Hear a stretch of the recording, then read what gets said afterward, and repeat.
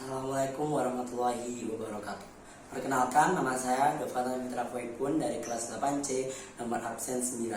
Berdirinya saya di sini ingin menyampaikan maksud dan tujuan, yaitu untuk di sini saya akan menjelaskan mengenai keterkaitan Pancasila, Undang-Undang Dasar, dan Sumpah Pemuda. Tujuan saya agar kalian bisa paham apa itu keterkaitan Pancasila, Undang-Undang Dasar Negara, dan juga Sumpah Pemuda. Pancasila adalah dasar negara Indonesia. Pancasila ini saling terhubung satu sama lain, tidak bisa dibagi atau dipisahkan. Sila pertama yaitu input, semua dari bagian kepala dari seluruh sila. Sila pertama adalah ketuhanan yang Maha Esa, yang itu berarti masyarakat Indonesia adalah masyarakat yang religius, yaitu percaya Tuhan.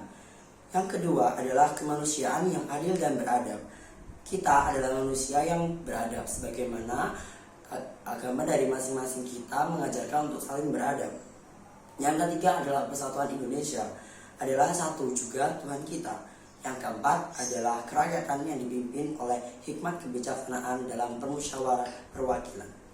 Dalam sistem ini terdiri dari masyarakat dan juga pemimpin. Yang kelima adalah keadilan sosial bagi seluruh rakyat Indonesia. Istilah ini dinamakan proses, yaitu hasil dari yang kita lakukan. Di sini kita harus dilakukan secara adil, tidak ada bedanya, baik pejabat maupun rakyat. Selanjutnya yaitu Undang-Undang Dasar Negara. Undang-Undang Dasar Negara Republik Indonesia tahun 1945 adalah sebagai sumber hukum tertinggi.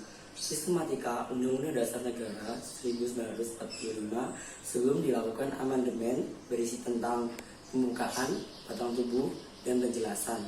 Sistem Undang-Undang Dasar Negara tahun 1945 setelah dilakukan amandemen berisi tentang pembukaan dan pasal-pasal. Penjelasan tidak dihilangkan, melainkan termasuk ke dalam pasal-pasal. Dalam pembukaan tidak pernah dilakukan perubahan karena dalam pembukaan sudah kompleks, yaitu misi, penjelasan, pasal-pasal, dasar negara, dan bentuk negara. Undang-Undang Dasar Negara Republik Indonesia tahun 1945 bersifat tertulis, singkat dan sopan, memuat norma-norma, aturan-aturan, dan ketentuan-ketentuan, dan serta peraturan hukum positif yang tertinggi, berfungsi sebagai alat kontrol, alat pengatur, dan alat penentu. 5 hal yang disepakati dalam perubahan Undang-Undang Dasar Negara tahun 1945 tidak mengubah Undang-Undang Dasar Negara Republik Indonesia tahun 1945. Mempertegas penentu presidensial. Penjelas Undang-Undang Dasar Negara Republik Indonesia tahun 1945 yang memuat hal-hal normatif dimasukkan ke dalam. Yang ketiga adalah Sumpah Pemuda. Sumpah Pemuda merupakan sebuah tekad dan semangat para pemuda-pemudi Indonesia untuk menegakkan kemerdekaan bangsa Indonesia dari jajahan negara asing. Sumpah Pemuda tercetus pada 28 Oktober 1928 di Batavia, Jakarta. Sumpah Pemuda tercipta dari Kongres Pemuda II yang diselenggarakan 2 hari, yaitu 27 sampai 28 Oktober 1928. Situasi tersebut yang dijadikan setiap hal tanggal 28 Oktober diperingati sebagai Hari Sumpah Pemuda. Nah, untuk memahami lebih dalam tentang Sumpah Pemuda, perlu diketahui isi dan tujuan hingga maknanya bagi bangsa Indonesia. Berikut ini merupakan tentang isi, tujuan, dan makna Sumpah Pemuda bagi bangsa Indonesia.